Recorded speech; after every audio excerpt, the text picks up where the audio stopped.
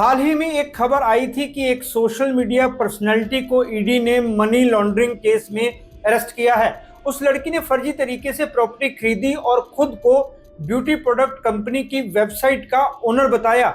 यह site FDA approved beauty product बेचने का दावा करती थी, जबकि सब कुछ नकली था। उसने एक होम लोन भी लिया था। उस लोन का यूज उसने घूमने फिरने में खर्च कर दिया। उसके 12 लाख फॉलोअर्स अब उसे लानतें भेज रहे हैं। दिखावा करना कोई नई चीज नहीं है। हमारे देश की हिस्ट्री पर नजर डालें तो समझ में आता है कि इंसान हमेशा से अपना सोशल स्टेटस दिखाने के लिए सिंबल्स का यूज करता आया है। पुराने जमाने में ये सिंबल्स महंगे गहने, बड़े महल या सेना की ताकत के रूप में सामने आते थे। बाद में इंडस्ट्रियल युग में ये सिंबल बड़ी कारें, महंगे और ब्रांडेड कपड़े और आलीशान घर बन गए। डिजिटल युग ने इन सिंबल्स को और हवा दे दी। अब दिखावे के लिए आपको करोड़पति होने की जरूरत नहीं है। आपको सिर्फ एक स्मार्टफोन और इंटरनेट कनेक्शन चाहिए। आज कोई भी व्यक्ति कुछ सेकंड्स में अपनी फोटोज को एडिट करके, फिल्टर्स लगाकर और परफेक्ट कैप्शंस के साथ दुनिया को यह यकीन दिला सकता है कि उसकी लाइफ फेरी टेल जैसी है। विकास से जुड़ी मानसिकता भी इस हैबिट को एक्सप्लेन करती है। इंसान के दिमाग को हजारों सालों से ग्रुप एक्सेप्टेंस के लिए प्रोग्राम किया हुआ है। हमारे पूर्वज ट्राइबल सोसाइटीज में रहते थे। यहाँ ग्रुप में रिस्पेक्ट और स्टेटस का मतलब था सर्वाइवल।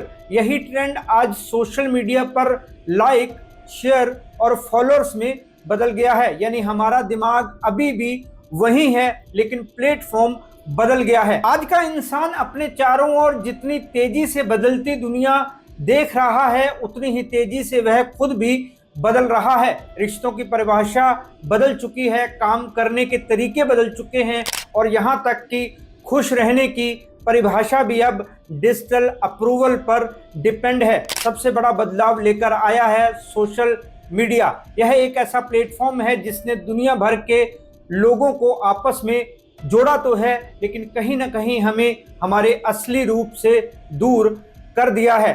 सोशल मीडिया आज के दौर का हॉट शोरूम बन चुका है। यहाँ हर कोई अपनी जिंदगी का सबसे सुंदर हिस्सा दिखाता है। किसी के लिए वह महंगे ब्रांडेड कपड़े हैं, किसी के लिए लग्जरी वेकेशंस और किसी के लिए परफेक्ट सेल्फीज। लेकिन सवाल यह है कि क्या यही असली जिंदगी है या ये सिर्फ इतनी सफाई से एडिट किया हुआ वर्जन है जिसे देखकर दूसरों को यह लगे कि सब कुछ परफेक्ट है। नमस्कार दोस्तों, मैं हूं राहुल राय गुप्ता और आप मुझे डिटेक्टिव गुरु के नाम से भी जानते हो और हम करते हैं देश विदेश में पर्सनल और कॉर्पोरेट इन्वेस्टिगेशन। मैं लगभग रोजाना ऐसे केसेस हैंडल करता हूं जिनमें लोग सोशल मीडिया के कारण अपनी लाइफ खराब कर चुके होते हैं। कितने ही लोग दिखावे के चक्कर में अपना सब कुछ गंवा बैठते हैं। पेरेंट्स अपने बच्चों की सोशल मीडिया प्रेजेंस को लेकर हमेशा चिंता में रहते हैं। वो मुझसे कंसल्ट करते हैं कि किस तरह बच्चों को दिखावे की इस जिंदगी से बचाया जाए। इस वीडियो में मैं ऐसे ही 5 पॉइंट्स पर बात करने वाला हूं जो सोशल मीडिया पर दिखावे की जिंदगी को लेकर हैं। ये वीडियो भ्रमित करने वाली सोशल मीडिया की दिखावे वाली दुनिया को समझने की कोशिश है। हम समझेंगे कि क्यों इंसान दिखावे की ओर खींचता है, इसी दिखावे के पीछे कौन सी मनोवैज्ञानिक यानी कि साइकोलॉजिकल ट्रिक्स काम करती हैं, यह हमारी मेंटल हेल्थ और रिलेशनशिप्स पर क्या असर डालता है और हम इससे बचकर कैसे रियल और ऑथेंटिक लाइफ जी सकते हैं। मैं आपको बताऊंगा कि सोशल मीडिया पर दिखावा क्यों किया जाता है, इसके क्या नुकसान होते हैं और इससे बचने के लिए क्या करना चाहिए। तो चलिए शुरू करते हैं।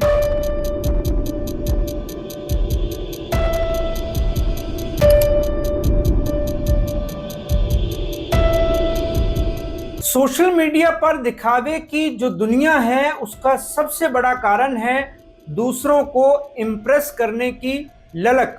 लोग इसमें इतना खो जाते हैं कि उनको समझ ही नहीं आता कि क्या करना है और क्या नहीं। सोशल मीडिया उनके लिए एक टूल है जिससे वो लोगों को अपनी तरफ खींच सकते हैं। ये तो आप जानते ही हैं कि इंफॉर्मेशन और न्यूज के क्षेत्र में भी सोशल मीडिया का बड़ा रोल है। लगभग 62% लोग आज न्यूज पाने के लिए सोशल मीडिया प्लेटफॉर्म्स का इस्तेमाल करते हैं। ये बात भी सच है कि फेक न्यूज ज्यादा तेजी से फैलती है। उन्हीं फेक न्यूज में शामिल है दिखावे की न्यूज, मतलब दिखावे वाली पोस्टें। एक स्टडी में 13 से 17 आयु वर्ग के 39% किशोरों ने कहा है कि वे लाइक्स और कमेंट्स पाने के लिए पोस्ट करते हैं। ये डिजिटल युग में पीयर प्रेशर का एक क्लियर संकेत है। वो दोस्तों की देखा देखी अपनी फोटो खींचकर पोस्ट करते हैं, फिर रात को बीच में जाग कर फोटो देखते हैं, जिससे उनको स्ट्रेस, एंजाइटी, डिप्रेशन और नींद में गड़बड़ी जैसी परेशानियां होती हैं। सोशल मीडिया आज की दुनिया का सबसे बड़ा वर्चुअल स्टेज बन चुका है। यहाँ लोग अपनी जिंदगी का हर पहलू दूसरों को दिखाना चाहते हैं, लेकिन अक्सर यह दिखावा एक रियल पिक्चर नहीं बल्कि एक फिल्टर रियलिटी होती है, जिसके पीछे कई मनोवैज्ञानिक और सामाजिक कारण छिपे हुए हैं। सोशल मीडिया की सबसे बड़ी चालाकी यही है कि यह सिर्फ लाइफ का एक हिस्सा दिखाता है, पूरी तस्वीर नहीं। कोई भी इंसान अपनी लाइफ के नेगेटिव मोमेंट्स, असफलताएं या इमोशनल ब्रेकडाउन्स ऑनलाइन नहीं डालता। वह सिर्फ वही चुनता है जो दूसरों को इम्प्रेस कर सके।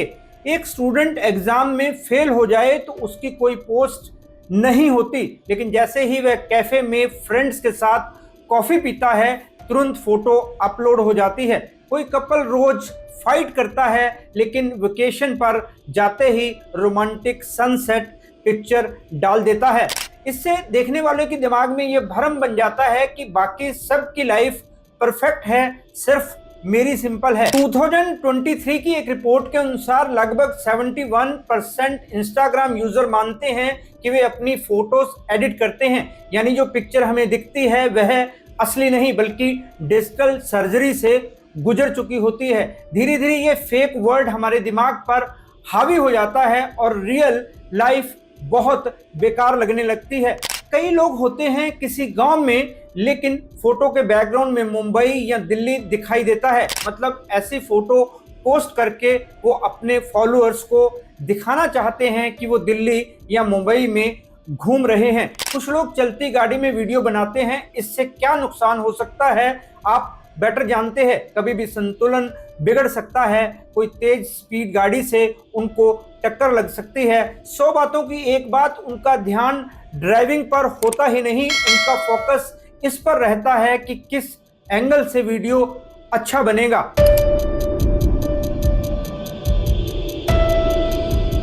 सोशल मीडिया पर दिखावे का दूसरा कारण है लोगों को लाइक्स और कमेंट पाने का नशा हो जाता है। उनका आधे से ज्यादा दिन लाइक्स और कमेंट को देखने और उससे खुश या दुखी होने में ही निकल जाता है। लोग पोस्ट डालते हैं और फिर देखना चाहते हैं कि जो पोस्ट उन्होंने डाली है उसे कितने लाइक मिले हैं, किस किस ने उस पोस्ट को लाइक किया है, किसने कमेंट किया है, क्या कमेंट किया है, उस कमेंट को किसने लाइक किया है, क्या उस कमेंट का किसी ने जवाब दिया है, अगर हाँ तो क्या जवाब दिया है। अगर उनके मन मुताबिक रिजल्ट नहीं मिलता, मतलब उनको जितने लाइक और कमेंट की उम्मीद होती है वो नहीं आते, तो वो परेशान हो जाते हैं। ऐसी कुछ घटनाएं हुई हैं। यहाँ लोगों ने इसी कारण से अपनी जान तक ले डाली। एक विदेशी यूनिवर्सिटी की रिसर्च ने यह साबित किया है कि जब किसी की पोस्ट पर लाइक्स और कमेंट्स आते हैं तो दिमाग में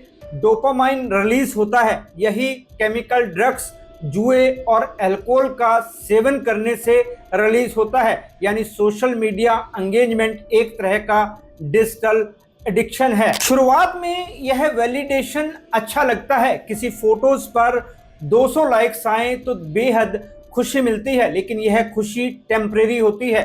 जैसे ही अगली फोटो पर सिर्फ 50 लाइक्स आते हैं तो वही खुशी निराशा में बदल जाती है। यही चक्र बार बार रिपीट होता है तो इंसान खुद को दूसरों के रिएक्शन से मेजर करने लगता है। एक रिपोर्ट के मुताबिक 59% टीनेजर्स मानते हैं कि अगर उनकी पोस्ट पर कम लाइक्स आते हैं तो उन्हें लो सेल्फ एस्टीम फील होती है। यह एक ऐसा ट्रैप है जिससे निकलना आसान नहीं है, क्योंकि दिमाग बार बार उस डोपामाइन किक की तलाश करता है।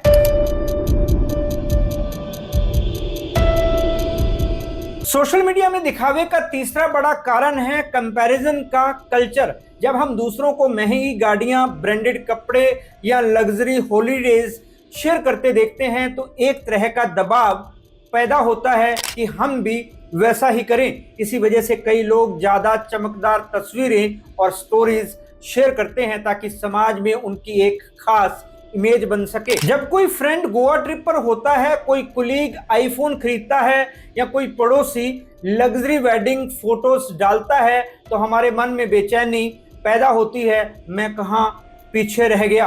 अफसोस की बात यह है कि ये फीलिंग कभी खत्म नहीं होती। अगर आपने गोवा ट्रिप कर भी लिया तो कोई दूसरा यूरोप से फोटो डाल देगा।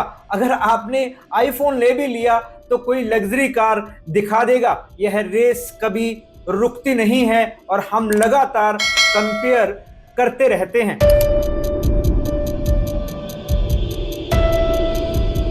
सोशल मीडिया आज लोगों के लिए अपनी पहचान बनाने का सबसे बड़ा प्लेटफॉर्म बन चुका है। पहले इंसान की पहचान उसके परिवार, दोस्तों या समाज के बीच सीमित होती थी, लेकिन अब हर कोई अपनी इमेज डिजिटल दुनिया में भी बना सकता है। इस प्रोसेस को आइडेंटिटी बिल्डिंग कहा जाता है। जैसा कि मैंने पहले बताया, लोग सोशल मीडिया पर अपनी जिंदगी का वही हिस्सा दिखाते हैं जो उन्हें दूसरों के सामने बेटर, सक्सेसफुल और अट्रैक्टिव बनाता है। असल जिंदगी की परेशानियां, असफलताएं या संघर्ष अक्सर छिपा दिए जाते हैं और केवल अचीवमेंट्स, खुशियों भरे पल और शानदार तस्वीरें शेयर की जाती हैं। इस तरह वे एक सिलेक्टिव आइडेंटिटी बनाते हैं। आइडेंटिटी बिल्डिंग का सबसे बड़ा कारण है दूसरों की नजरों में परफेक्ट दिखने की चाह।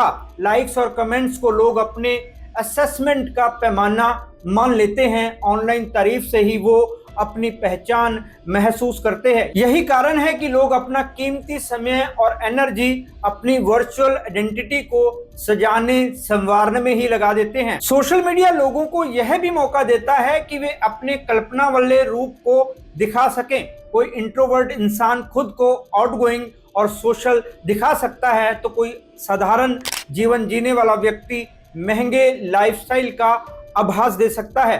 धीरे धीरे ये वर्चुअल आइडेंटिटी असल जिंदगी से अलग हो जाती है। यह प्रोसेस पॉजिटिव और नेगेटिव दोनों तरह का असर डालती है। पॉजिटिव इसलिए कि इससे लोग आत्मविश्वास पा सकते हैं और पर्सनल ब्रांडिंग बना सकते हैं। इन्फ्लुएंसर्स और प्रोफेशनल्स अपने काम और छवि को मजबूत करने के लिए सोशल मीडिया पर आइडेंटिटी बिल्डिंग का इस्तेमाल करते हैं। नेगेटिव इसलिए कि जब असल पहचान और ऑनलाइन पहचान में बहुत फर्क होता है तो व्यक्ति स्ट्रेस और कंफ्यूजन का शिकार हो सकता है। मतलब सोशल मीडिया पर आइडेंटिटी बिल्डिंग का मतलब है अपनी पसंद और जरूरत के अनुसार एक डिजिटल चेहरा बनाना। यह चेहरा हमेशा हकीकत को नहीं दिखाता बल्कि वह रूप प्रस्तुत करता है जिसे लोग दिखाना चाहते हैं। यही कारण है कि सोशल मीडिया की दुनिया असली से ज्यादा सजावटी और चमकदार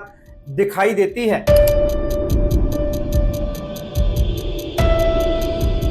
सोशल मीडिया पर दिखावे का पांचवा कारण है दुनिया की भीड़ में पीछे ना छूटने का प्रेशर। लोग डरते हैं कि अगर वे अपनी अचीवमेंट्स, पार्टियां या ट्रिप्स सोशल मीडिया पर शेयर नहीं करेंगे तो वो पीछे छूट जाएंगे और समाज में उनकी विजिबिलिटी खत्म हो जाएगी। फियर ऑफ मिसिंग आउट, जिसे फोमो भी कहा जाता है, सोशल मीडिया से जुड़ी सबसे बड़ी मनोवैज्ञानिक यानी कि साइकोलॉजिक स्थितियों में से एक है। एक रिपोर्ट के मुताबिक 60% यंगस्टर फोमो से पीड़ित हैं। वे हर समय सोशल मीडिया चेक करते रहते हैं ताकि कोई अपडेट मिस ना हो, लेकिन ये हैबिट उनकी प्रोडक्टिविटी को कम करती है और चिंता को बढ़ाती है। फोमो का सीधा सा मतलब है यह डर कि कहीं हम किसी अनुभव, मौके या जानकारी से वंचित ना रह जाएं। आज की डिजिटल लाइफ में जब हर इंसान अपनी छोटी से छोटी उपलब्धि, सेलिब्रेशन या ट्रैवलिंग को सोशल मीडिया पर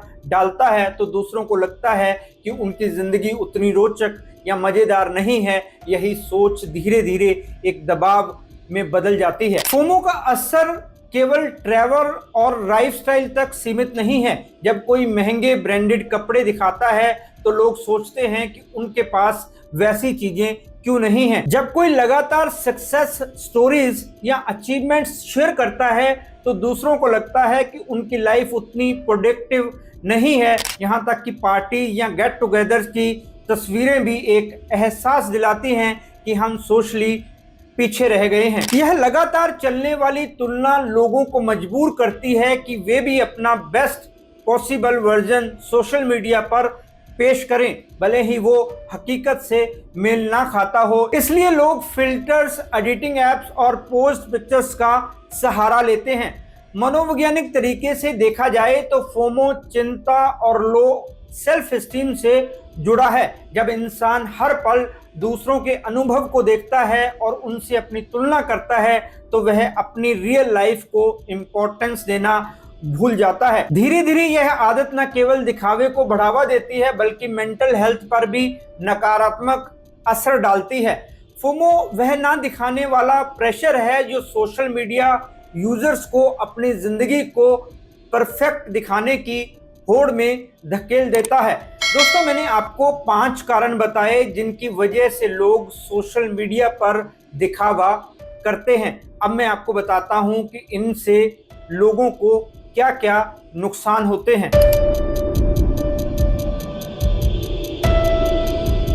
सोशल मीडिया ने सिर्फ मानसिक नहीं बल्कि फाइनेंशियल प्रेशर भी पैदा किया है। खासकर यूथ इस शो ऑफ कल्चर से इतना प्रभावित हो चुका है कि वह अपनी इनकम या पॉकेट मनी का ज़्यादा हिस्सा सोशल मीडिया पर दिखावे में खर्च करने लगा है। दिल्ली यूनिवर्सिटी के एक सर्वे में पाया गया कि 68% स्टूडेंट्स रेगुलरली कैफे और बार्स में सिर्फ इसलिए जाते हैं ताकि सोशल मीडिया पर फोटोज डाल सकें, भले ही उनकी फाइनेंशियल कंडीशन इसकी इजाज़त ना दे। फैशन ब्लॉगर्स महंगे कपड़े दिखाने के लिए शॉपिंग करते हैं और कई बार क्रेडिट कार्ड के कर्ज में फंस जाते हैं। इंडियन मार्केट में इंस्टाग्राम के अनुकूल कैफेज और सेल्फी पॉइंट्स की डिमांड इसी कल्चर का नतीजा है। लोग टेस्ट से ज़्यादा एम्बियंस और डेकोर को इम्पोर्टेंस देने लगे हैं क्योंकि असली मकसद है फोटोज अपलोड करना। यह सब धीरे धीरे पर्सनल बजट पर बोझ डालता है और फाइनेंशियल स्ट्रेस का कारण बनता है।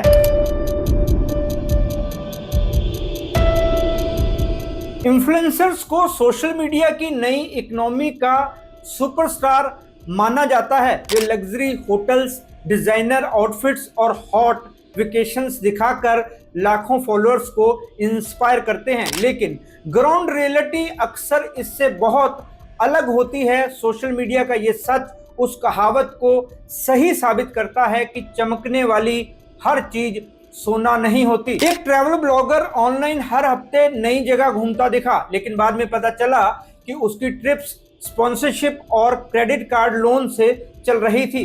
फैशन इन्फ्लुएंसर्स महंगे कपड़े खरीदते हैं, फोटोशूट करते हैं और फिर उन्हें रिटर्न कर देते हैं। यानी जो चमक हम देखते हैं वह असलियत नहीं बल्कि बिजनेस रणनीति होती है। इन्फ्लुएंसर्स का काम ही इल्यूजन बेचना होता है। प्रॉब्लम यह है कि आम यूजर इसे रियल समझ लेते हैं और उसी स्टैंडर्ड को अचीव करने के लिए खुद को टॉर्चर करने लगते हैं।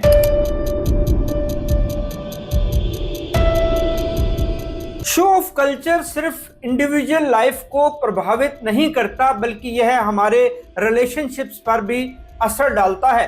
पहले डिनर टेबल पर फैमिली बैठकर बातें करती थी, अब हर कोई मोबाइल में बिजी रहता है।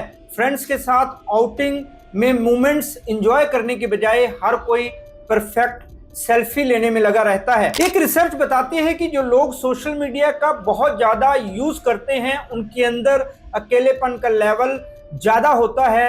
सुपरफिशियल कनेक्शंस तो बहुत बनते हैं लेकिन डीप इमोशनल बॉन्ड्स कमजोर पड़ जाते हैं। रियल लव, केयर और अंडरस्टैंडिंग की जगह सुपरफिशियल वैलिडेशन ले लेता है। WHO ने सोशल मीडिया एडिक्शन को इमर्जिंग थ्रेट माना है और कहा है कि ये लॉन्ग टर्म में चिंता और डिप्रेशन का बड़ा कारण बन सकता है। सोशल मीडिया का असली यूज तभी है जब हम इसे विंडो की तरह देखें, ना कि आईने की तरह। अगर हम इसे आईना मानेंगे तो यह हमें कंपेयर कराता रहेगा, लेकिन अगर हम इसे विंडो समझेंगे तो यह हमें नए आइडियाज, लर्निंग और मौके दिखा सकता है। किसी की फिटनेस जर्नी हमें मोटिवेट कर सकती है, किसी का आर्ट हमें इंस्पायर कर सकता है, किसी की सक्सेस स्टोरी हमें मेहनत करने का नया जोश दे सकती है, लेकिन इसके लिए हमें ऑथेंटिक रहना होगा और सोशल मीडिया को सिर्फ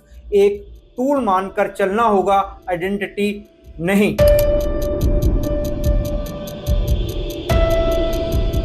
कई पेरेंट्स अपने बच्चों की फोटोज बार बार अपलोड करते हैं ताकि दूसरों को दिखा सकें कि वे कितने परफेक्ट हैं। यह प्रेशर बच्चों पर भी पड़ता है।